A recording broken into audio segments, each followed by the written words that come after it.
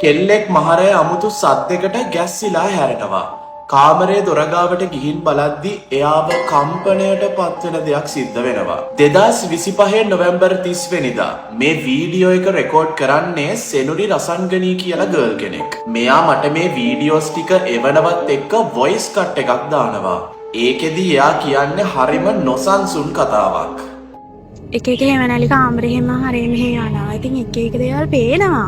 මට අර වීඩියෝ එකට මට මේ ඔය දොරේ ඡායාව තමයි ගන්න පුළුවන් වුණේ. ඕක සාමාන්‍යයෙන් කාටවත් කිව්වට එහෙම විශ්වාස කරන්නේ නැහැ. එයාලා කියනවා මොකක් හරි වෙන හේවණල්ලක් වෙන්නේ නැතිලු. එයාලට මං කීපාරම කියලා දෙනවා මෙහෙම මේ කාමරේ මොකක් හරි තියනවා කියලා. දැන් මං කාමරේ නිදාගන්නෙත් නැහැ. කියන්නේ අර ගොඩක් වෙලාවට රැට නිදාගත්තේම නිකන් අර කවුරු හරි බෙල්ල තද කරගෙන ඉන්නා වගේ උගුරනේ උගුර මාරු විදිහට විදෙන්න ගන්නවා රාය මැද ගතියගේ. ඒ කියන්නේ ඒක නිසාම ඇහැරෙනවත් එක්ක. ඒ ඇහැරෙද්දී මේ නියන් තේරෙනවා කවුරු හරි කාමරේ ඉන්නා වගේ. අර ඒක නිසා මම එදා කාමරේ හිටියේ නැහැ. මේ ඊට පස්සේ මම ගිහිල්ලා නන්දලා ගෙදර හිටියේ. එදා මට එහෙ නිදාගත්තේ මට උගුරේ අමාරු අර වෙන දෙන එක මේ එදා නැහැ. කාට් එක හරින් දාගත්තේ එහෙම ප්‍රශ්නයක් නැහැ. මුකුත් දැනෙන්නේ පේන්නේ නැහැ.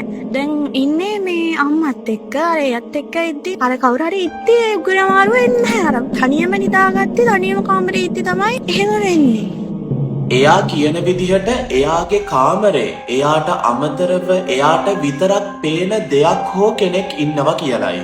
දැන් මේ දේවල් තවත් පිස්සු හැදෙන්න ගන්නේ සෙනුරි අප්ලෝඩ් කරන වීඩියෝ එකත් එක්කයි. මේ දේවල් වෙනවත් එක්ක සෙනුරිගේ කාමරේ ළඟම කැමරා එකක් සෙටප් කරන්නේ කෙල්ලෙක් නිසා එයාගේ ප්‍රොටෙක්ෂන් එක සම්බන්ධ ප්‍රශ්නයක් එනවත් එක්කයි. අපි හිතමුකෝ කවුරු හරි මිනිස්සෙක් මෙතනට එනවා කියලා. සෙනුරිගේ කාමරේ ගාවින් මේ සෙටප් කරන්නේ මෝෂන් සෙන්සිටිව් කැමරා එකක්. ඒකතර කැමරාවක් තියෙනවා සෙටප් කරලා ඒක අර සාමාන්‍ය කවුරු හරි ආවොත් ඒ කැමරාවේ පෑෂ් එකක් ඔන් වෙනවා. ඒ පෑෂ් එක පත් වෙලා එකපාරක් පත් වෙලා ආයෙත් නිවෙනවා. එහෙම දෙපාරක් තුන් කරක් විතර වෙනවා. මම ජනේලෙන් ලයිට් එක පත්තු වෙද්දිම මේ බලනවා ඒත් සතෙක්වත් නෑ එතන. එනකොට බලද්දි නම් එතන මොකුත්ම නැහැ පේන්න. 2025 නොවැම්බර් 29 සහ 31 කියන දවස් දෙකේම මේ නොසන්සුන් සිද්ධි වෙන්න ගන්නවත් එක්ක සෙනුරි මේ දේවල් රෙකෝඩ් කරගන්න සමත් වෙනවා. මේ තියෙන්නේ පළවෙනි දවසේයි දෙවෙනි දවසේයි ගත්ත වීඩියෝ දෙක.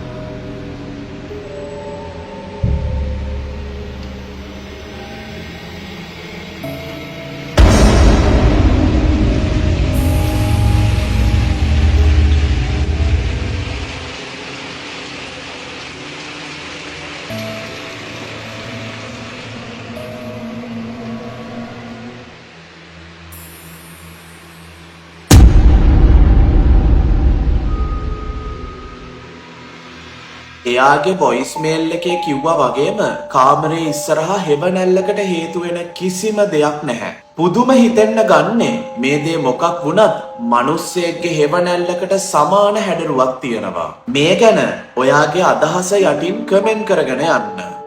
Goodbye.